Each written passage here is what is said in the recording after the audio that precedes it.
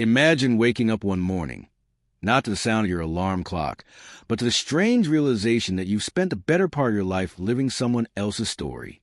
Your life has been scripted by forces you didn't choose, dictated by 1,000 invisible hands, some of them your own, others, that have shaped your actions, desires, and even your most intimate thoughts. You look around, and it feels like everything around you is a little off, familiar, yet somehow foreign. What if, despite all your achievements, the friends you've accumulated, and the comfort you've grown accustomed to, you've never truly lived for yourself? What if every action, every word, every choice you've made up until this point has been an unconscious response to an unwritten social contract? What if you've been unknowingly suffocating your true self under the weight of an invisible mask? You may ask yourself, is this the price of belonging? The price of fitting in? Have you traded your authenticity for acceptance, comfort, or security?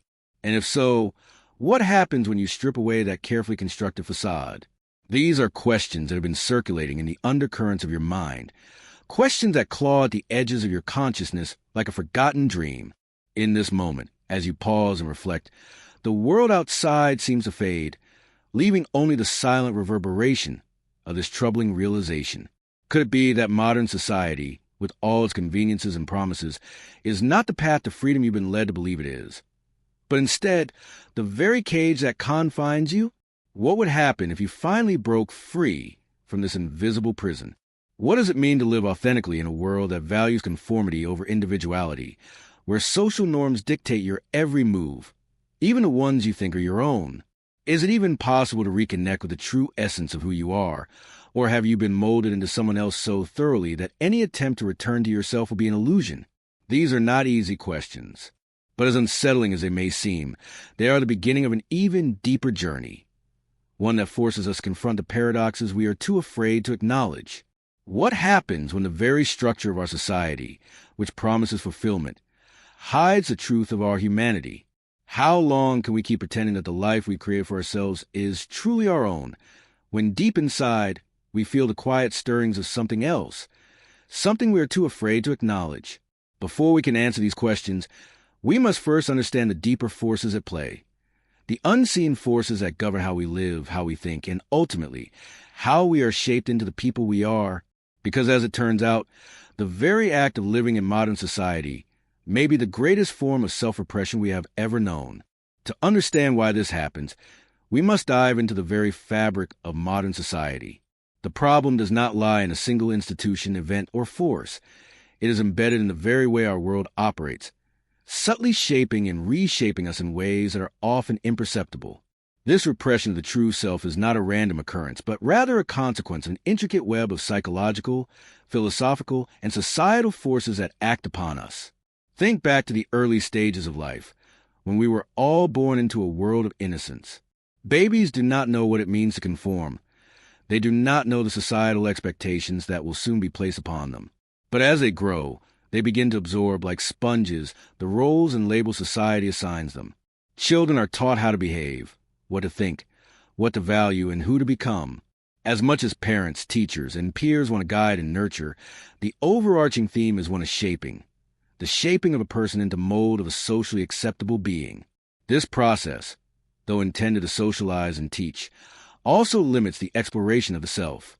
To explain this further, let's turn to Carl Jung, who proposed the idea of the persona. The persona is the mask we wear to meet societal expectations, the outer self that conforms to the roles society demands of us. It is a necessary construct, without which we would be unable to function in a structured society. But the more we identify with the persona, the more we lose touch with the inner self, our authentic being. The persona becomes so deeply ingrained that we begin to believe it is who we truly are. The more we adhere to social norms and seek approval, the more we suppress the individual core that makes us unique. This idea of self-repression is also explored in the work of Friedrich Nietzsche. Nietzsche's philosophy revolves around the idea of the will to power, the fundamental drive within humans to assert their own power and individuality. However, modern society, with its norms and conventions, stifles this primal drive, forcing individuals to fit into predefined molds. Nietzsche warned that the pursuit of societal approval the adherence to conventional morality, would lead to a life of resignation, a life where the true will of the individual is stunted and suppressed. We become mere cogs in the machine of society, unable to rise above the herd mentality. But this repression doesn't end with societal norms. It seeps into the very structure of our psychology. Psychologists like Viktor Frankl, who survived the horrors of a Nazi concentration camp, understood this in a profound way. In his book Man's Search for Meaning, Frankl argued that the search for meaning is the ultimate human drive. However, when individuals are caught up in the pursuit of external validation, they lose sight of their deeper purpose and meaning. They live in the shadow of what others expect of them, rather than exploring what they themselves are meant to contribute to the world. Frankl believed that only by reconnecting with our intrinsic sense of meaning could we hope to live authentically. The irony is that society, in its attempt to give us purpose, often robs us of the ability to find our true purpose. This suppression of the self is also deeply tied to a philosophical understanding of freedom. Jean-Paul Sartre, a prominent existential philosopher, argued that true freedom lies in the ability to make choices independent of societal expectations. Yet in our modern world, freedom has been distorted. Instead of being free to choose, we are often constrained by the choices that society presents to us. The career paths, the lifestyle choices, the norms that dictate how we should live. The pressure to conform to these ideals create a false sense of freedom, one that is, in reality, a prison of our own making. Sartre's existentialism teaches us that we are condemned to be free, but this freedom is both a gift and a curse. For in the vast ocean of choices that modern society provides, we are overwhelmed by the weight of possibility, trapped by the need to make the right decision, and paralyzed by the fear of judgment from others. The result is a societal trap, one that is designed to be invisible, making it almost impossible for us to see. Our lives become a series of responses to external forces rather than genuine expressions of our inner selves. We measure our worth through the approval of others, whether it's through likes on social media, promotions at work, or the accumulation of material possessions. These external markers of success are often seen as reflections of our worth, but in reality, they are mere distractions from the deeper question of who we truly are. This brings us to the fundamental issue. How can we possibly live authentically in a world that is constantly shaping us, molding us, and telling us who we should be? And perhaps more troubling, how do we even recognize that we are not living authentically? In a society that values productivity, conformity, and appearance over individual expression, how do we uncover the essence of who we are beneath the layers of societal expectations? We are left with a paradox, one that has no simple answer, but the first step is awareness. Once we realize that we are being shaped by external forces, we can begin the difficult task of reclaiming our true selves. But to do so, we must understand that this repression is not just an external issue. It is an internal one, deeply embedded in our psychology and philosophy. And only by confronting it head-on can we begin the journey of self-liberation. Imagine now that you just experienced a moment of clarity, a brief but piercing recognition of how deeply you have been shaped by the expectations of others. But as you sit with this awareness, a quiet, unsettling thought creeps in.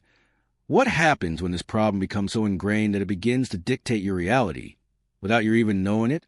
What if the very structure of your thoughts, emotions, and desires has been altered so fundamentally that you no longer recognize the forces shaping you? This is where the true gravity of the issue lies. The unseen consequences of repression do not merely exist on the surface. They permeate the deepest layers of your life, altering the way you perceive the world, yourself, and your relationships.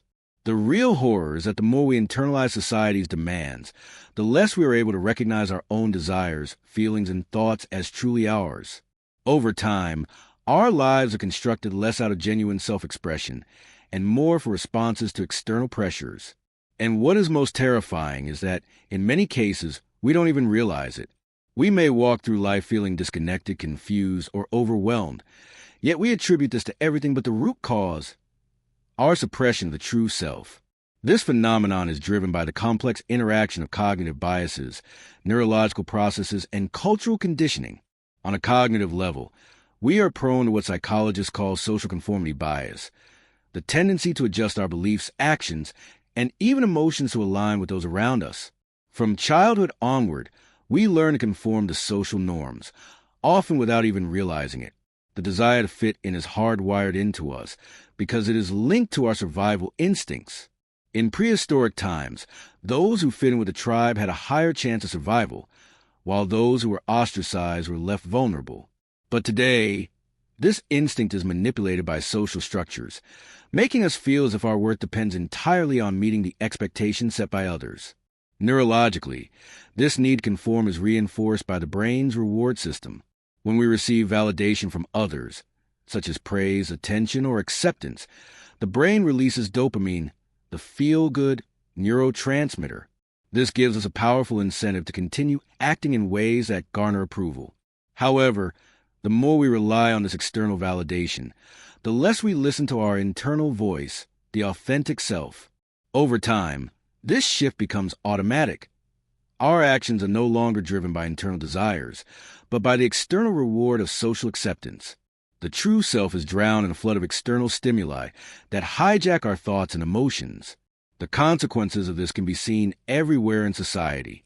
Take, for example, the overwhelming pressure to succeed in a particular way, the path of academic achievement, career progression, material accumulation. These are often the hallmarks of success in modern society. But what if the pursuit of these goals is not truly yours? What if you have followed these markers of success because they were instilled in you by the world around you, and not because they align with your own sense of purpose? The more you chase after this hollow success, the further you drift from your true self, and yet this disconnection is often invisible.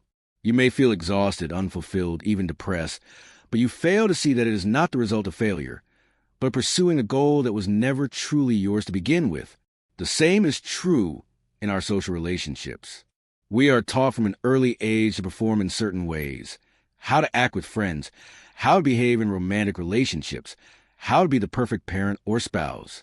These roles become so ingrained that they begin to feel like the only versions of ourselves that exist.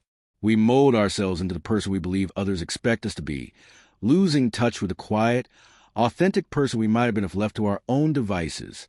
We wear these roles like comfortable, well-fitted clothes, but they are not our own. And the longer we wear them, the more difficult it becomes to shed them. The most insidious part of this repression is that we end up not even questioning the lives we are living. It becomes a part of our identity to perform, to conform, to please. In fact, most of us never even think to question why we are doing what we do. This is the essence of modern existence. We go through life, unknowingly playing roles that have been assigned to us, until one day we wake up and realize that the person we thought we were was not even our own creation. There is an emotional cost to this way of living. Anxiety, depression, burnout, and a pervasive sense of emptiness are the modern afflictions of those who live lives disconnected from their true selves. We often mistake these feelings as symptoms of personal failure, when in fact they are a natural consequence of suppressing our authenticity for too long. The mind and body, when constantly forced to live in a way that goes against their true nature, eventually begin to break down. They demand attention. They scream for release. So, what can we do about it? How do we break the chains of this invisible repression that shapes every aspect of our lives, often without us realizing it? Before we can free ourselves from this prison, we need to first understand its structure in its entirety. We need to confront the way it manifests in our daily lives, how it affects our choices, and how it subtly undermines our potential. Only then can we begin the process of deconstructing it. But the first step is recognizing that the life you live may not be the one you were meant to live. In fact, it may be an elaborate illusion, a mask you've worn so long that you no longer even know who you are beneath it. And once you realize this, you face the hardest question of all. Who are you without the mask? What if the key to reclaiming your true self wasn't about achieving more, striving harder, or finding the right path, but instead, simply letting go? What if true freedom could be found in shedding the layers that society has so carefully built around you, allowing you to stand naked, unburdened, and fully alive for the first time in years? What if all it takes to break free is a radical shift in perspective, one that turns everything you know upside down? The first and most challenging step in breaking free from societal repression is recognizing that the pursuit of validation from others, the constant need to conform, please, and achieve, has only served to trap you further. You must come to terms with the unsettling truth that the life you build around external markers of success is, at its core, a fabrication. And this realization is terrifying, for it forces you to confront the abyss of uncertainty. What happens when the foundation of your identity crumbles? But here's the twist. That very crumbling is the beginning of your liberation. For the first time, you stand on the precipice, free to choose how you want to live, free from the gravitational pull of societal norms. The rebellion, then, is not a forceful outward revolution, but a quiet, internal revolution, a rebellion against the internalized voices of others that whisper, "This is what you should be," or "This is who you must become." You must begin by cultivating what the philosopher Soren Kierkegaard called authentic existence, the courage to face your true self without the mask of external validation. It is through this act of confronting your deepest desires, emotions, and beliefs without the filter of social expectation that you begin to reclaim your freedom. But how do you start? How do you begin the process of peeling away the layers that have been built up over a lifetime? One of the first steps is to become intensely aware of the ways in which you are performing for others. Notice the subtle ways you adjust your behavior based on who is watching or who is listening. Are you censoring your true thoughts to fit in with a particular group? Are you altering your appearance or your speech to be accepted? This awareness alone is the starting point of liberation. It is about recognizing the moments when you silence yourself, when you diminish your voice in order to avoid conflict or judgment. Once you become conscious of these actions, you can begin to ask yourself why you do them. The next step is to experiment with stepping outside of these learned behaviors. Break the pattern, even in small ways. If you've always avoided speaking your mind in a social setting for fear of judgment, try to say something authentic, even if it makes you uncomfortable. If you've always dressed in a way that conforms to expectations, try wearing something that expresses your individuality, regardless of how others might react. These small, courageous acts of rebellion against constraints placed on you by society slowly begin to reestablish your connection with your true self. But true rebellion also involves confronting the deepest fears that arise when we challenge societal norms. What if you fear rejection? What if you fear being alone, isolated, or misunderstood? These are real and valid fears, but they also represent the power society holds over you. It's not the rejection itself that threatens you, but a belief that your worth depends on the acceptance of others. To break free, you must relinquish this belief. As Jean-Paul Sartre famously said, "Freedom is what you do with what's been done to you." You are free to redefine your existence, to step beyond the labels and limitations placed upon you. The moment you let go of the need to please others is the moment you take back your power. Think of those who have dared to break free from societal norms and conventional paths laid out for them. Figures like Albert Einstein, who was seen as eccentric, or the poet Rainer Maria Rilke, who embraced solitude and inner exploration. These individuals did not conform, but rather rejected the pressures that society placed upon them to conform. They chose authenticity over acceptance, individuality over conformity. It wasn't always easy, and at times it was painfully isolating, but they found a sense of peace and purpose in embracing their true selves. And in doing so, they reshaped not only their own lives, but the world around them. Of course, you may not be a genius, a poet, or a philosopher, but the principle remains the same. You, too, have the ability to reclaim your individuality.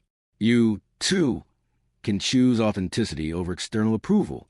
It is not a matter of grand gestures or dramatic rebellions, but rather small, consistent act of defiance against the social conditioning that has trapped you. Every time you make a choice based on your inner truth, rather than the expectations of others, you move closer to freedom. But there's another dimension to this rebellion, a deeper spiritual element. As Viktor Frankl argued in his Exploration of Meaning, it is through the search for purpose that we find our true selves.